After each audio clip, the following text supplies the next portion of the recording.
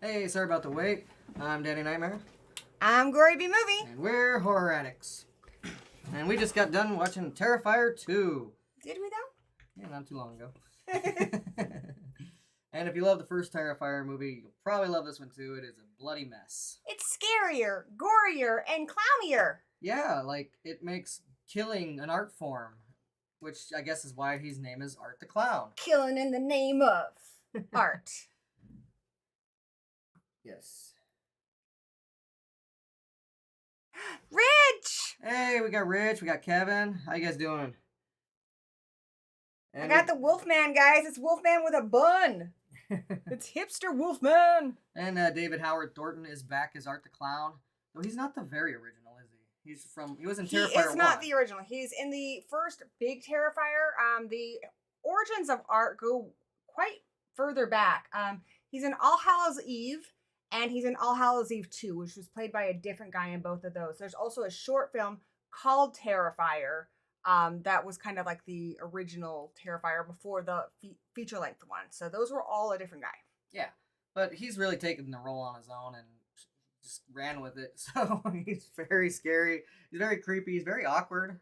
It helps that he's a mime. He's a real-life mime, which you know how I feel about mimes. But, you know, I like him long as I don't see him in the actual mime outfit.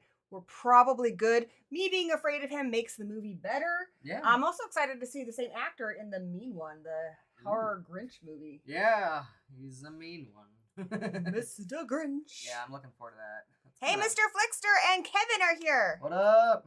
How you guys doing? Kevin, I hope you're not home alone. Kevin! A lot of you probably have already seen Terrifier 2, and with good reason. Let us know in the comments how you felt about it. But this one, yeah, like I said, if you liked the gore in the first one, you're going to get probably even more gore in this one. It goes on for a while. There's some really cool deaths in this one. It's my girl, Ariel. Hey! What's up, Ariel? Sorry, I got friends. It's all good. You know how it goes. This one, a lot of people, the only thing I heard, like, any remote complaint about it is that it, like, left with more questions than answers. But the director straight up said that he plans on making a third one, and that was kind of intention, because he wants you to have that mystique going into the whole trilogy. Kevin says Art wasn't in All Hallows Eve 2, but I swear to God he was in the stinger for that one, because that one has the first one's the babysitter. The second one's the girl watching VHS tapes. Maybe the stinger was in the first one. You know, you're probably right. It's been a while since I watched them, but he was really creepy in All Hallows Eve 1. Yeah. Which the babysitter in that is the reporter from Terrifier 1 and 2. Yeah, right? Yeah. Yeah, she's back. So, plot synopsis. Well, Art's back. Oh, got a beer for me? Here's full. Flip, yeah. Also, you get... Can we swear on your channel? Yeah, of course we can. And, speaking of cameos, though, we also get Felissa Rose and Chris Jericho. What's up? What's up? I've wanted to do that since the 90s. I know, if Art ever talks, I hope that's what he says. But he says so much with just his facial expressions. Like, you get enough. You get more dialogue out of him even without him actually talking. I say so much with my butt. But yeah, we get Felissa Rose and Chris Jericho making cameos in this, so that's pretty badass. And, what is it, what's her name? Lauren Lavera? Cien? The main girl? Sierra? Or Sienna. Sienna, you're right. My sister's Sierra. It's just the only thing different is instead of N's or R's, it's N's. You are correct. So I'm assuming I'm pronouncing that right. I could be wrong. I don't know how to pronounce her name. Yeah. I think you did a good job. It sounds good to me. Going off of what I know about my own sister's name. But she's great. From what I hear, she's actually a martial artist, and she took her own stunts. That's cool. I do know that the guy who makes this, Damien Leone, he's passionate about this. I mean, he had the inspiration to create a character who I think is the closest thing we've had to a new slasher icon since the 90s. Yeah. He is the closest. Maybe Sam would be another one. And Victor Crowley, but yeah. And Victor Crowley, but also Victor Crowley has never gone mass theatrical, whereas Art actually has. Yeah. So I would say he surpassed even Victor Crowley. And unfortunately, Sam has not been theatrical yet either, which is, it breaks my heart. Well, no, they just re-released Trick or Treat this year. It wasn't originally released theatrically. I know, sadly, because it didn't want to compete with Saw 4. But yeah, I think he's doing pretty well. I think Victor Crowley, him, and Sam are part of like this new league of monsters for, since the millennium. And there hasn't been a lot to speak of. Certainly not like in the 80s and the 90s where we had so many. So he's special. He's a special boy. And I think he is by far the creepiest clown out there, or mime. I prefer clown because I really hate mimes. Yeah. Plus, Victor Crowley is great, but you kind of get a big Kane Hodder vibe from him because he plays him. Where Terrifier, like art clown, kind of comes out of nowhere. It's like a brand new thing. Ooh. Oh, and kind of where I was going, that was Damien Leone. I mean, he had this character envisioned from the beginning, just this creepy smile and stuff.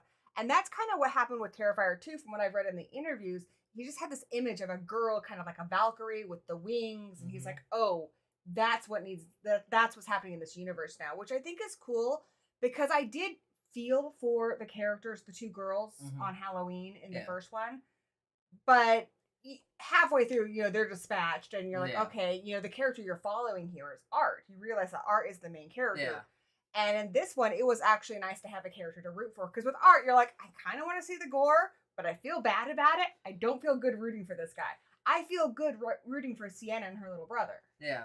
So, when her friend is very lengthily dispatched and it goes on forever and it gets a little salty. That bleach will help clean things up. Hey, we got Zach Bird in the chat. There we go. How you doing, buddy? Joseph Hall. Woo! How you guys doing? I wish Leslie Vernon had too. I think he would have been. If they had made that sequel like they said they would years ago and hit it when, the horror fan base was really invested, they could have had something special. Unfortunately, it's like this little gem that's special to us, but mainstream audiences just don't know what it is. No. Though sometimes when I show it to people who watch mainstream movies only, they still like it. They're like, "Oh yeah, that is cool." Yeah, it's one mainstream audiences would enjoy. I think it would be as big as a lot of the ones we love, like Scream, if it had been theatrically released. And that's why I'm really happy for Terrifier, because of this new millennium crop. They haven't gotten that theatrical release, and you need that. Right. To be a mass icon, you need to hit the mainstream market. That's kind of what separates you from just being a regular horror movie. And this did.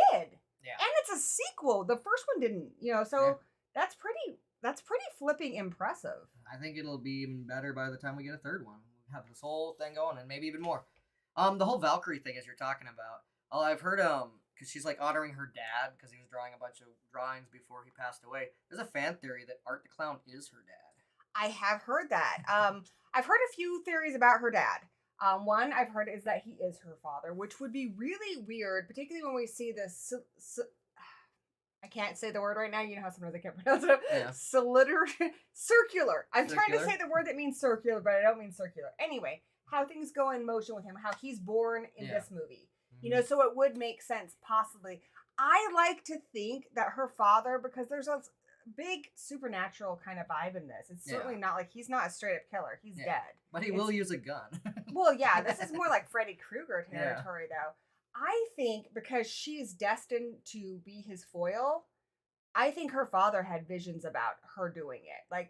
Because he had brain cancer. And I think somehow in that, he was able to tap into, his daughter and her future. Yeah. And he was seeing things that you wouldn't see until after you were dead, when the veils cross. Kind of like that John Travolta movie Phenomenon. Yeah, I think he was seeing the future, and he knew his daughter was going to be special. And so he was telling her from a young age, hey, I'm not going to be here, but you're going to be okay. I've seen you. I know what you do. Yeah.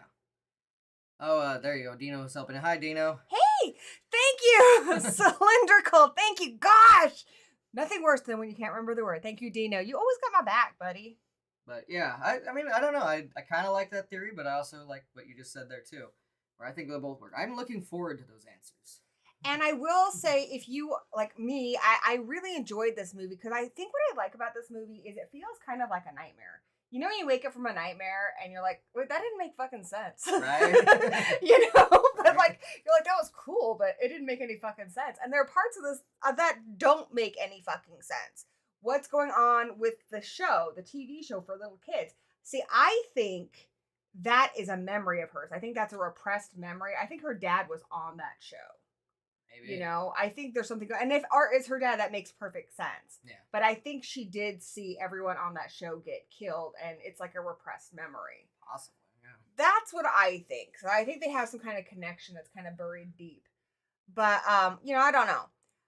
It's either But that or some sort of purgatory, but I don't know. also, I the don't know how they'll sword. tie Why in. is the sword so special? And how was it able to heal her miraculously? I can't speak today. It's a holy Anyway, weapon. yeah, so there's a lot of questions, but I do like that we already know we're getting a Terrifier 3, which helped me to relax a little bit and not, if I didn't think we were getting a third one, I would be really frustrated Yeah. trying to figure this all out. But I think it's enough for us to kind of spin our wheels and theorize and have fun with. But I will say, if you can't wait, he did reveal, Damien Leone did reveal in an interview that he kind of reveals a lot of his plan in the commentary for the Blu-ray on here. So I'm gonna get the Blu-ray because I want to know now. Yeah. I mean, Empire Strikes Back wouldn't have made a lot of sense on a standalone movie, but I think this is kind of like that, where it's a great movie, but it's a bridge. It fills in gaps later on to the movie that we got and the movie that we're going to get. Yes, Chris Jericho is in it. Singer. Yeah, he was on The Masked Singer. He was the pink wedding dragon. I saw that. Oh, that's very cool. I know she's a big fan of that show. That's really cool, Ariel. Yeah, I thought that was pretty cool too. I don't watch that show, but as soon as the clips started like rolling, I'm like, oh, I gotta kind of check that one out, just for him. But Jericho's awesome. I yeah. love Jericho. That's why this movie, Awesome podcast too. He talks a lot about horror movies. Yeah, also had a cameo in Sharknado 3, and I think that is my favorite Sharknado movie. It's my favorite too. 3 and 2 were the best. Oh ones. No, probably 2. I don't know. 2 I like and 2 and 3. 3 a lot. They were really good. It's where it peaked. Anyway, but this one it is a lot of fun. I'm glad. I don't want to give spoilers away just yet. A few of my complaints. I do think they did a good job of setting up these characters. We understand they have an arc. Even the side characters, I feel like, have enough that we get them as characters. We understand what they want. And, I don't expect a full backstory on everybody, but I, at the very least, want to know what every character wants. Even if it's something small. I need to know what you want. Yeah. This movie successfully did that, which good, because it's over 2 fucking hours long. It better do that. Could have used some trimming. I'm not gonna lie. It really could have. Kind of goes off for a little while. I think some of the stuff that could have been trimmed is a lot of the stuff with the mom. Like, I got it. She's under a lot of stress, but I felt like she was way too overboard with her kids. I was just like, calm the fuck down. It was beating a dead horse at one point. Sienna is almost an adult, and I was like, dude, she is going to turn her back and walk away one of these days. Like, well, I wouldn't put up with that shit. And I love my mama too, but, I get that she's under a lot of stress, but it made it really, really, like, hard to, like, be, like, understanding after, like, the 4th or 5th fight where she was really horrible to her kids. Yeah, sometimes she just needs to, like, be quiet and, shut her potato hole. You can also do a lot with a character without having them say a damn thing. Exactly, like art. Yeah. And I think it's done beautifully with art. With the mom, I just was like, oh, okay, I've heard enough from this character. I get what she's about. I don't need another scene like that. But that's not to say that I was ever bored. No. I was invested throughout. I wanted more at the end. So I think that's really good. And I also want to say this movie is a visual treat. I've never seen anybody stylize a film quite like Damien Leone. He has a very unique style. It's almost kind of grindhousey, lots of bright colors, which is not very grindhousey. So it's combining these two very different, things like 70s and 80s exploitation films together. Yeah, exactly. Which I really like. And the music was great. This movie just has so much to offer. I agree. You're right, Abe. That death was very drawn out and very salty. Yeah, let's talk about the kills. I'm sure that's what everyone wants to talk about. Yeah, I love there's a picture of them together on the bed, like, all nice. I've seen that! Like, maybe if she would have just gave him the candy. No, honestly, even if she gave him candy, I think he was going to kill her. But it probably would have been less violent and long. Maybe he would have been nicer about it. Speaking of the new millennium crop of icons, there's something about art that's very much, to me, like, this movie especially made it seem like very much like Sam. Like, well, you should have given him fucking candy. Sam would have been on his, gotten his back on that one. And so if we ever get a crossover with this group, Sam and R, I would like to see. I wouldn't want to run into either of them in an alleyway, especially together. If I didn't have candy to give them. Especially because I think one of my favorite parts of this, and I believe she was his first victim, the little girl that he sees and nobody else sees. And I believe there is...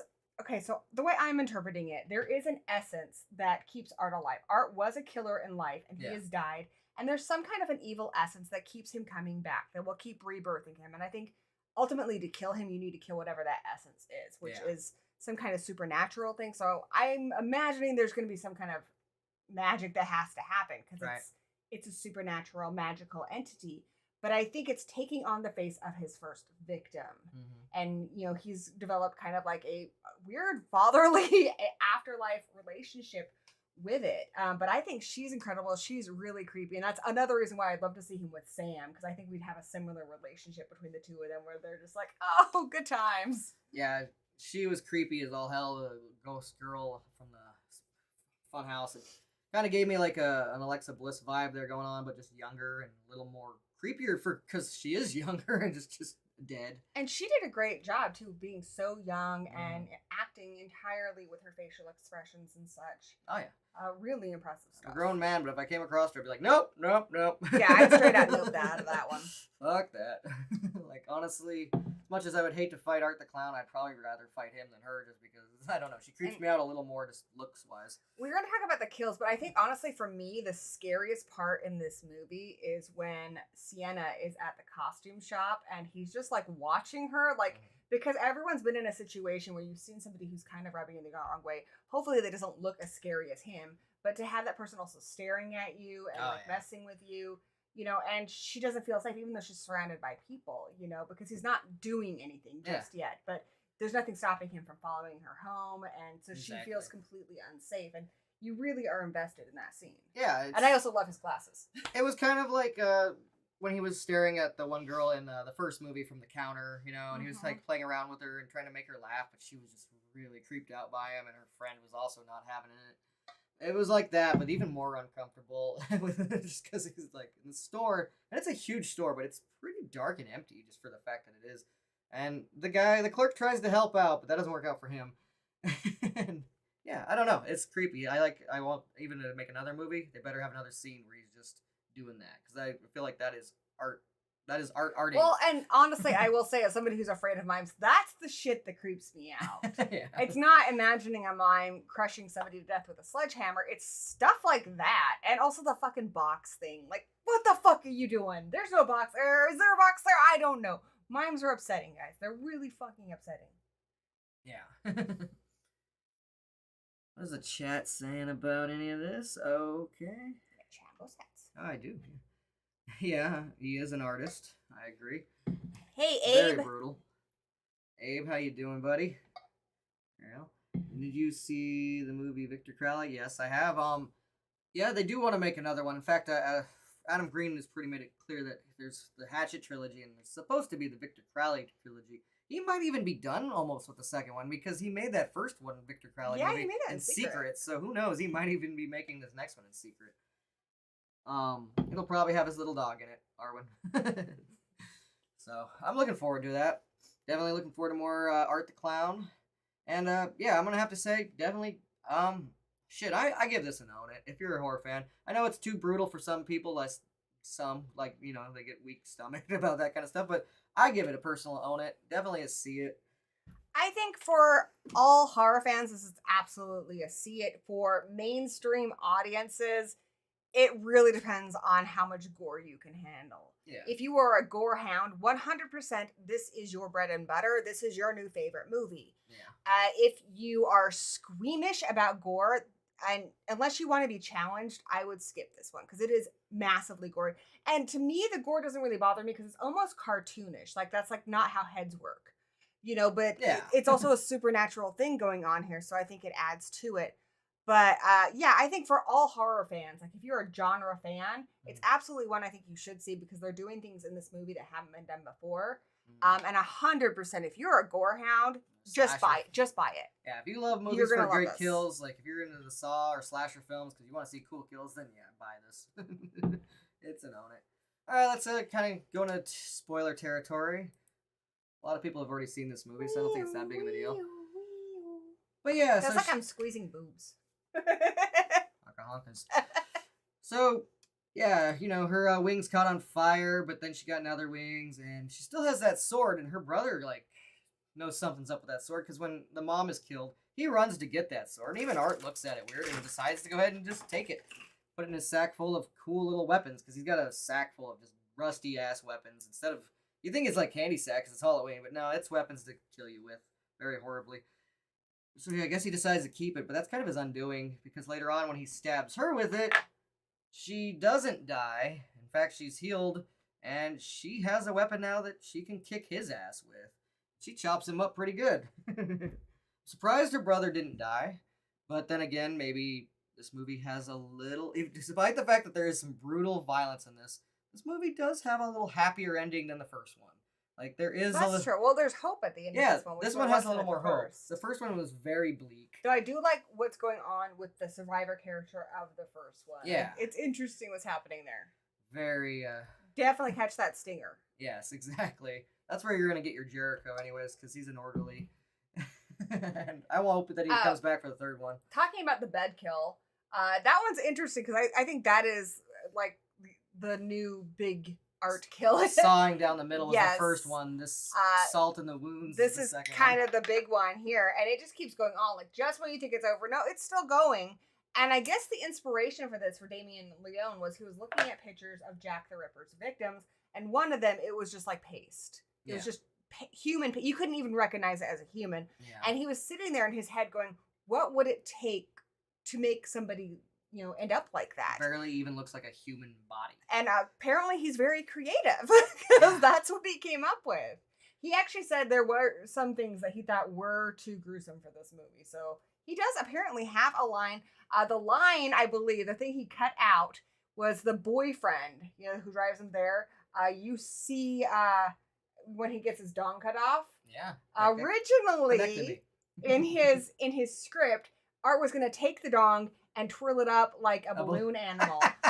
And Damien Leone was like, "No, that's too far, bro." Honestly, I would have loved to see it. It's so cartoony. I think that would have been fine. I would have loved to see it, but he doesn't want anything happening to dongs, apparently. I don't know. The line's He split someone's cooter in half. Exactly. The line is in salt, and I think it can be pushed back. I think Damien Leone, if you are fine with destroying women's bodily parts, then I think you need to be equally fine with doing it to the boys.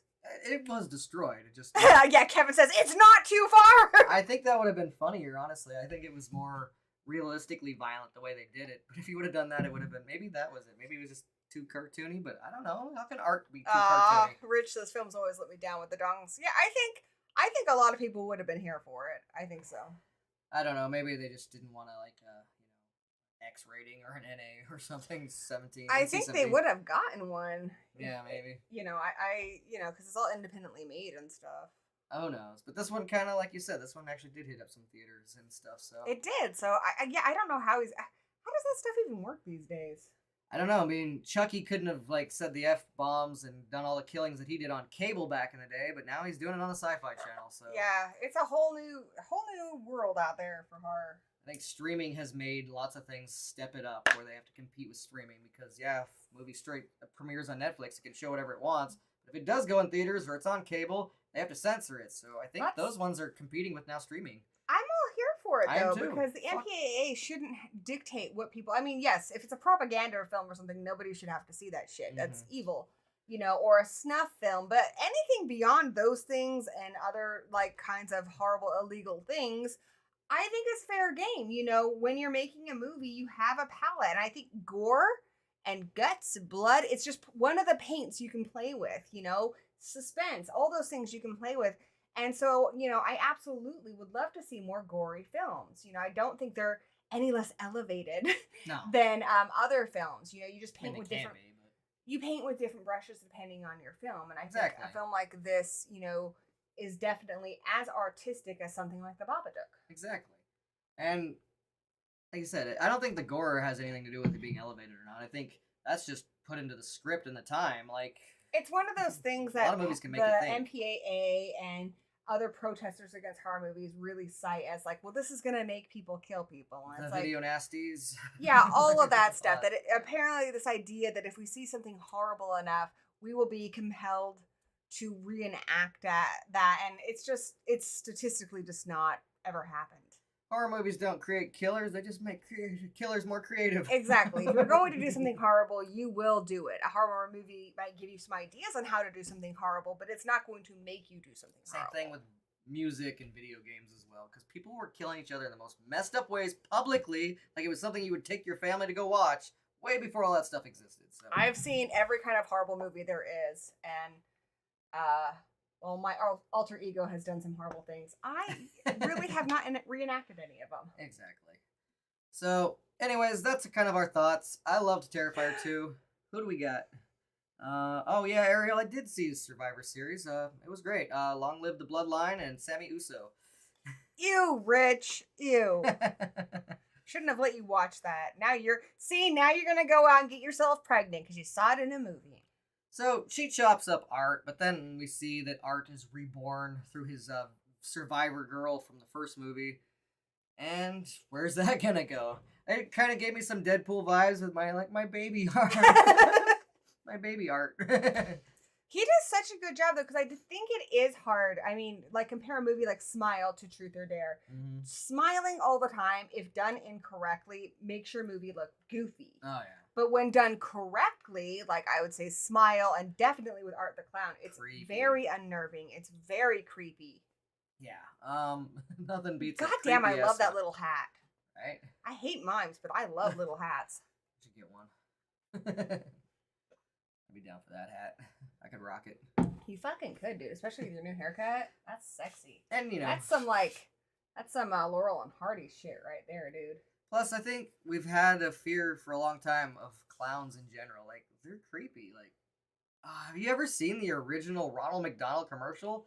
Nightmare fuel. Like, so, I don't know. Even though they've always been, in a sense, trying to please people, I think clowns are scary as fuck. And mimes can be no different, especially with I really like clowns. I don't like mimes because I don't like how they're always playing around with invisible shit that I can't see. Invisible freaking boxes, invisible freaking dogs. I don't like it. It freaks me out. Yeah. I liked it when Hulk Hogan punched that mime in Suburban Commando, because he's like, oh, you're in a force field, I'll help break you out of there. That was great. And I also liked the mime on Animaniacs, because he always got hurt. Good. Well, anyways, let us know what you've been thinking about Terrifier 2. Are you excited for the third one? I know I am. Fuck yeah, applesauce. Alright, we'll be right back with our review for The Werewolf by Night. Sesame daddy ass. Cut!